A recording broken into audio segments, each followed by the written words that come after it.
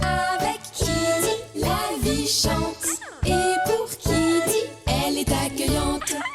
Dansez pas tout doucement. Apprends-la en t'amusant. C'est plus drôle toute la vie durant de l'apprendre en t'amusant. Avec Kitty, la vie chante. Et pour Kitty, elle est accueillante. Bonjour! On va commencer par un petit jeu. Celui-ci s'appelle Animaux. Il y a beaucoup d'animaux qui se cachent dans ce cube. À vous de deviner celui qui va en sortir.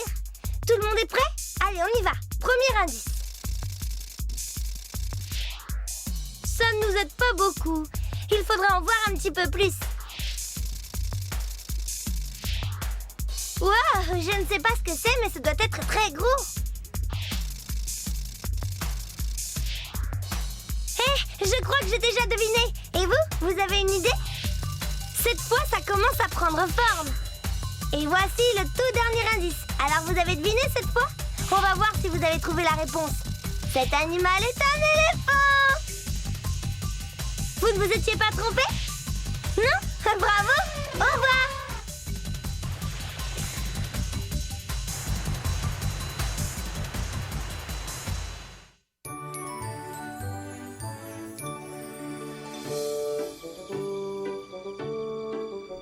Alors le prince fit fuir le méchant dragon, puis il sourit tendrement à la jolie princesse. Comme le prince était beau, intelligent et courageux. Maintenant que le dragon était parti, ils n'avaient plus rien à craindre. Et ils vécurent donc heureux très longtemps et eurent beaucoup d'enfants. C'est fini. Oui, c'était pas mal du tout. En tout cas, c'était mieux que les autres histoires idiotes que nous avons lues. Tu ne trouves pas? Oui, celle-ci est mieux que les autres, mais c'est toujours un peu la même chose. Quoi? Celle-ci n'était pas pareille, elle était super. Il y avait un énorme dragon enragé et une très jolie princesse. Oui, d'accord, c'est vrai, j'aime bien ce genre d'histoire, mais tu sais, ce que je voudrais, c'est qu'il se passe quelque chose de différent. Bon, attends, si c'est un problème pour toi, on va le résoudre. Tu vas me dire les choses que tu aimes et celles que tu n'aimes pas. On ne sait jamais si on peut en faire la liste. Ça nous aidera peut-être à trouver une meilleure histoire. Bon, l'action. Tu aimes quand il y a de l'action. C'est vrai, c'est chouette, mais il devrait y en avoir plus. Et peut-être que la princesse devrait y participer. D'accord, ton idée est amusante. La princesse serait plus intéressante. Et ce dragon immense, tu as aimé le dragon? Oui, il faut conserver le dragon. Mais peut-être moins méchant? Oui, c'est le genre d'histoire qu'il nous faut.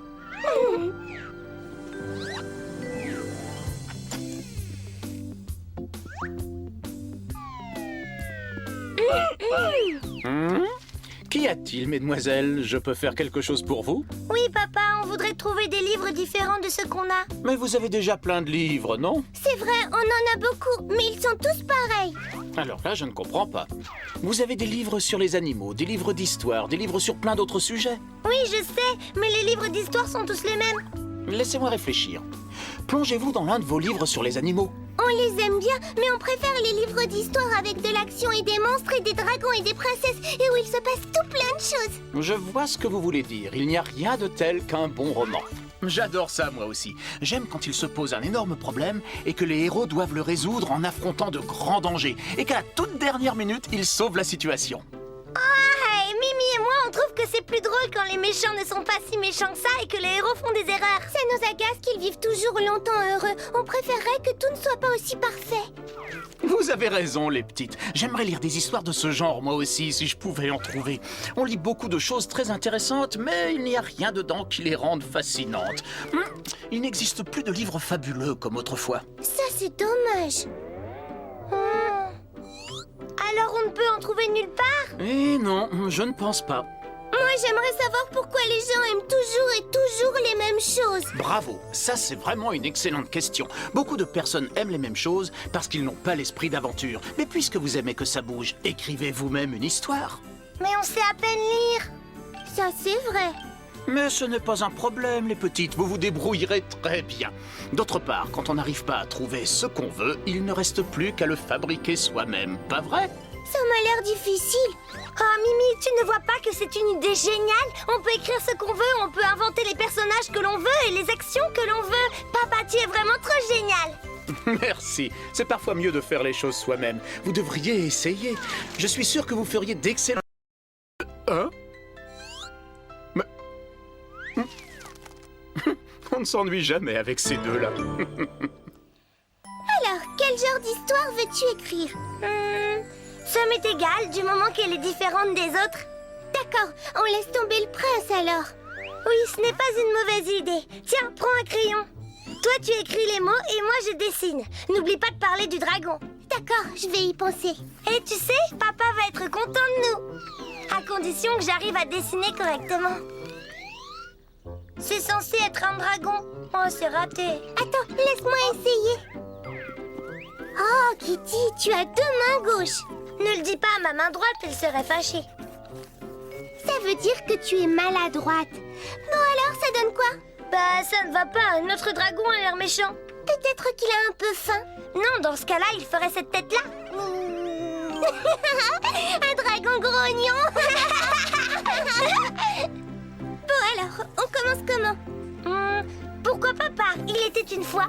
Mais toutes les histoires commencent de cette façon. Je croyais qu'on devait faire quelque chose de différent. Oui, je sais, mais j'aime bien cette phrase-là. Bon, d'accord, on change. On pourrait peut-être débuter comme ça. Les deux princesses, Mimi et Kitty, partageaient un pommier avec leur voisin le dragon. Un jour, le dragon eut très faim. Mais les pommes avaient disparu et la princesse Kitty dit que Mimi les avait mangées. Elle n'a pas pu manger toutes les pommes. Mais vous connaissez pas ma sœur, monsieur Dragon. Vous avez dû cacher les pommes quelque part. C'est impossible que votre sœur les ait toutes mangées. Ce sont mes pommes. C'est bien triste, monsieur Dragon a faim. Oui, c'est vrai. Mais il est aussi très coléreux. Il réclama encore des pommes et poursuivit les princesses. Il n'est pas très gentil, dis donc. C'est normal, j'ai mangé ces pommes. Ouais, c'est vrai. Mais c'est pas une raison pour être aussi odieux. Qu'est-ce qui va se passer après? Alors il pourchassa les princesses. Et pourtant, Mimi n'arrêtait pas de lui demander pardon. Papa et maman vont adorer cette histoire.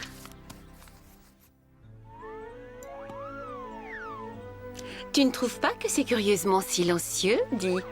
Je me demande ce que font les filles. Elles sont occupées à nous écrire une histoire.